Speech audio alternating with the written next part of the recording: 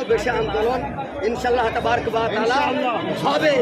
কারণ হচ্ছে এই জমিন শুধু হিন্দুস্তানের পুরো বিশ্বের জমিন হচ্ছে আমাদের বাপের জমিন। আদম আলাইহিস সালামের আমাদের আদি পিতা, আর উনি একমাত্র এই জমিনে সর্বপ্রথম জমিনের মালিক হয়েছিলেন। এই কারণে সারা বিশ্বে যে মুসলমানদের সমস্ত কিছু বৃহত্তম জিনিস আছে, এই সমস্ত জিনিস আপনি যদি দেখেন তো সব জিনিসের ওপরে মুসলমানের অধিপতন বেশি আছে। আজকে মোদী সরকার যে ডাকাত, ওর কি বাপের সম্পত্তি তাই নিজে দখল করে নেবে?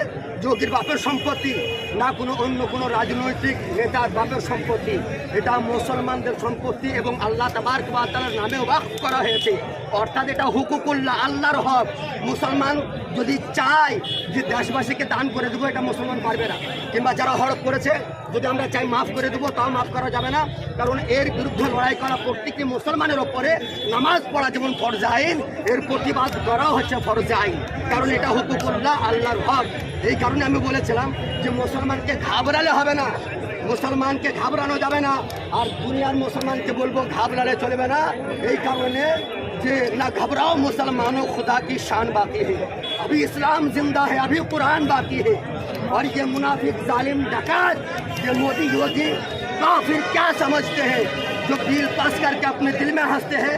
अरे अभी तो करबला का आखिरी मैदान बाकी है। और আমরা হচ্ছি নবী মুস্তাফার গোলাম। আমরা নবী মুস্তাফার শরিয়াত সুন্নাতকে মাননে वाला লোক, নবীর গোলাম, নবীর প্রেমে, নবীর ভালোবাসায় নিজের জান দিতে রাজি আছি। কারবালার ইতিহাস আমাদের সাক্ষী রয়েছে যে আমরা মাথা তো দিয়ে দেব, কিন্তু আমাদের হক কখন আমরা দিতে পারবো না। আমরা কারোর হাতে বায়াত গ্রহণ করে তাকে সমর্থন করতে পারবো না। যে গোলামানে মুস্তাফা জান देने से नहीं डरते, जो सर कट जाए या रह जाए कुछ परवाह नहीं करते। लब्बाइक लब्बाइक लब्बाइक